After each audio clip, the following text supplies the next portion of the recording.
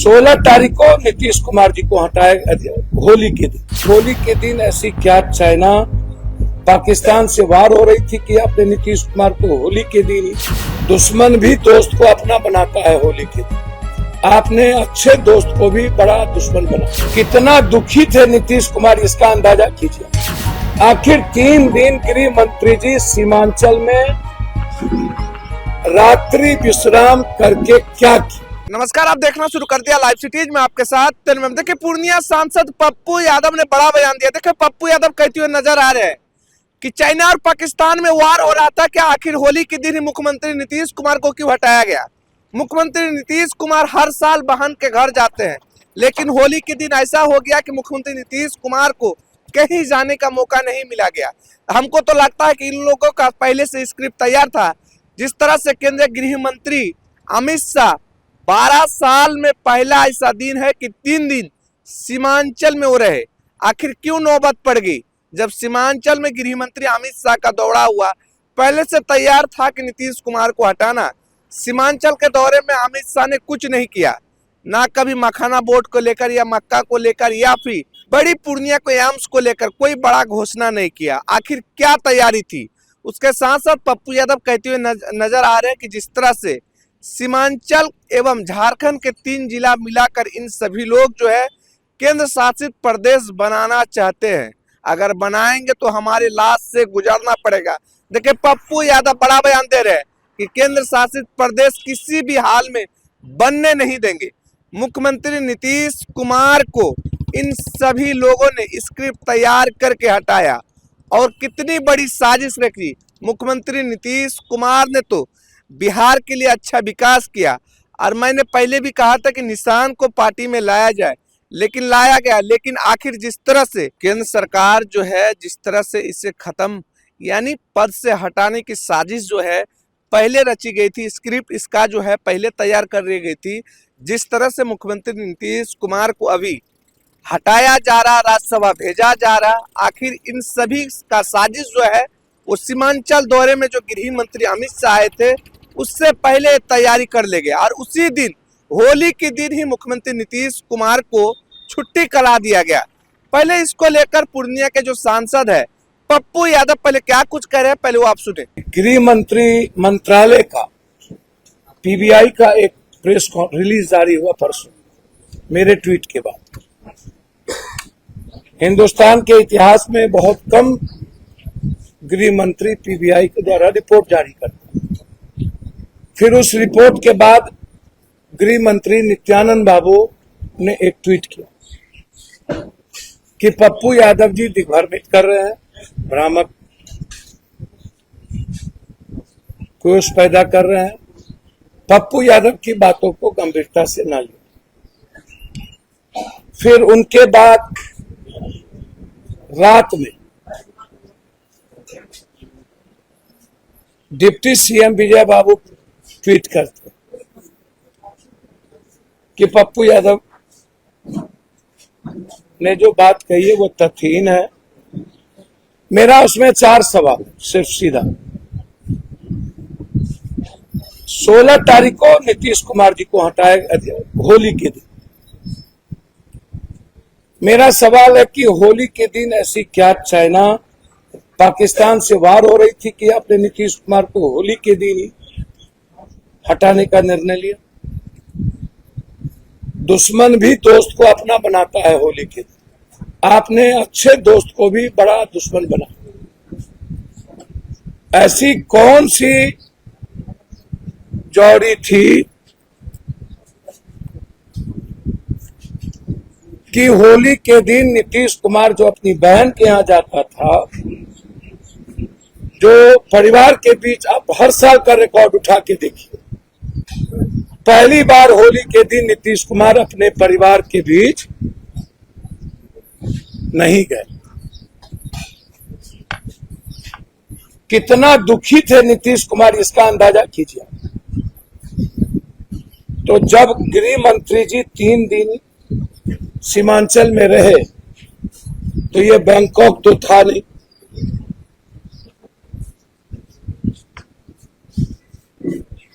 ये स्विट्जरलैंड तो था नहीं,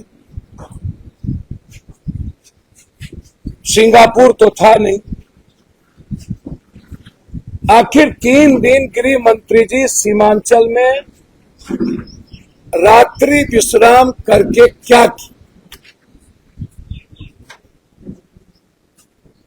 यह भी बताना चाहिए।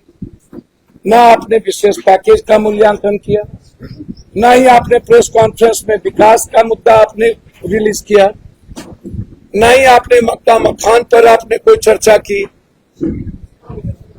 ना ही आपने कोई चर्चा सीमांचल और कोसी या मिथिला के डेवलपमेंट पे की। आपने सिर्फ चर्चा की घुसपैठ की।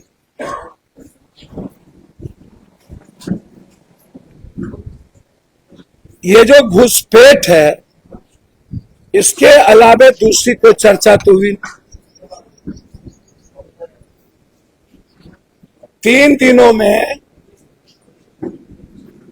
गृह मंत्री जी बिहार में आए तो सीमांचल रहे, और उस सीमांचल में रहने के बाद उन्होंने 10 किलोमीटर बॉर्डर लाइन की चर्चा की और हल्की सी मानव तस्करी की चर्चा की।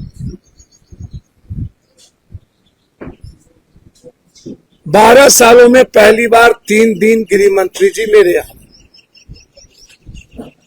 3 दिन रहने के बाद होली के दिन नीतीश कुमार जी की छुट्टी हो गई।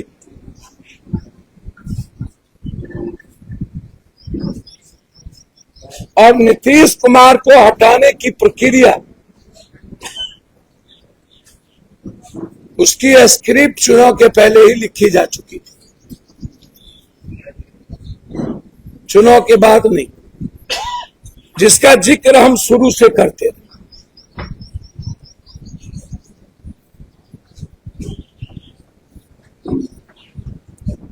आप इसको समझिए।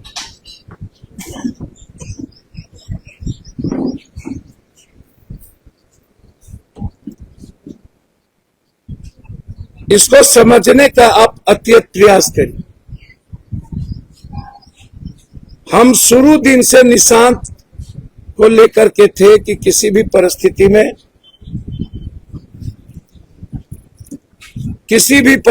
में निशांत नेतृत्व कर ले, नहीं किए। चलिए उनका मामला, मेरा मामला है गृह मंत्री जी के आने के बाद नीतीश कुमार का हटना।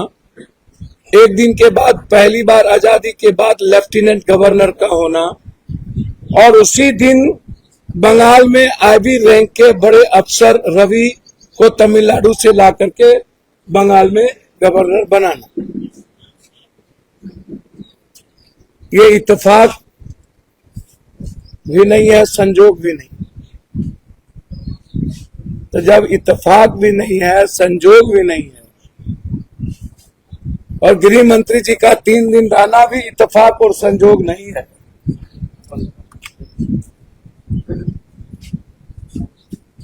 तो मैं जानना चाहता हूं आपसे, और सीमांचल भी जानना चाहती है कि क्या है। आप इसको बताइए, आप क्यों आए थे?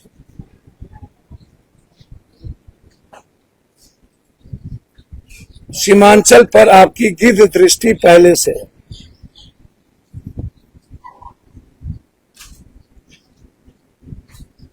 नित्यानंद बाजी का कहना ऐसी कोई बात नहीं है। नित्यानंद बाबू, मैं आपका स्वागत करता हूं,